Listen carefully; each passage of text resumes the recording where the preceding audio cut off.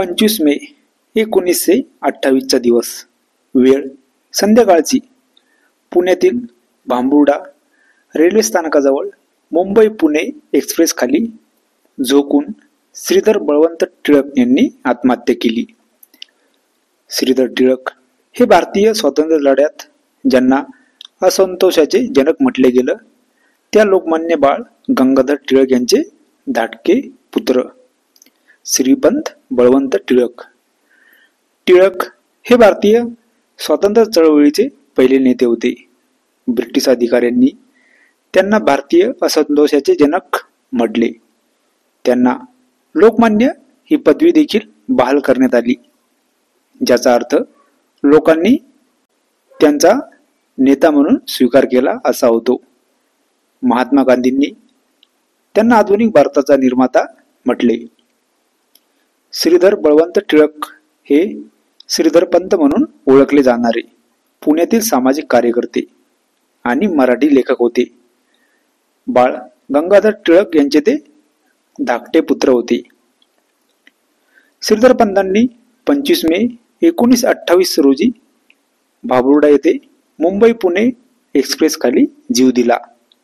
त्यांनी आत्महत्याआधी 3 पत्र लिहिली.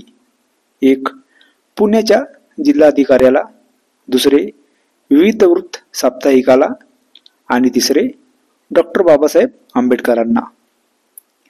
डॉक्टर बाबासाहेब आंबेडकरांनी दुनिया या साप्ताहिमध्ये श्रीधरपंत विषयी लिहिले की केवळ टिळकांचा मुलगा म्हणून नाही तर एक भारदस्त लेखक म्हणून श्रीधर टिळकांना केसरीमध्ये स्थान दिले गेले पाहिजे होते.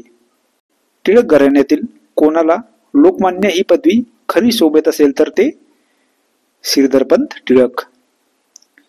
जिल्हाधिकाऱ्याला लिहिलेल्या पत्रात त्यांनी आपल्या मृत्यूचे कारण सांगितले. मला असे नेहमी वाटे की माझा जन्म माझ्या देशाची, माझ्या समाजाची व माझ्या भाषेची सेवा करण्याकरता आहे. माझ्या माता पितरांचीही याहून भिन्न कल्पना नव्हती.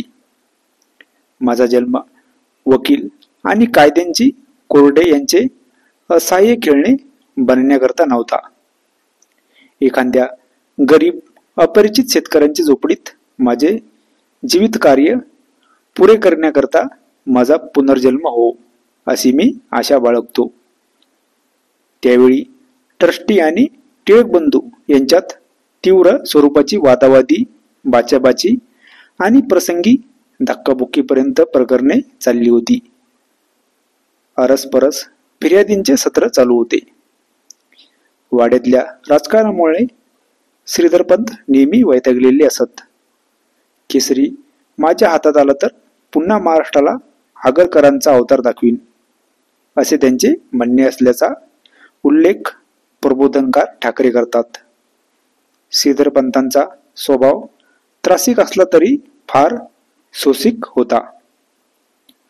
असत्य, अन्याय, अप्रामाणिकपणा त्यांना बिलकुल सहन होत नसे. त्यांच्या कित्येक तक्रारी गंभीर असल्या तरी पुष्कळशा अगदी क्षुल्लक असत.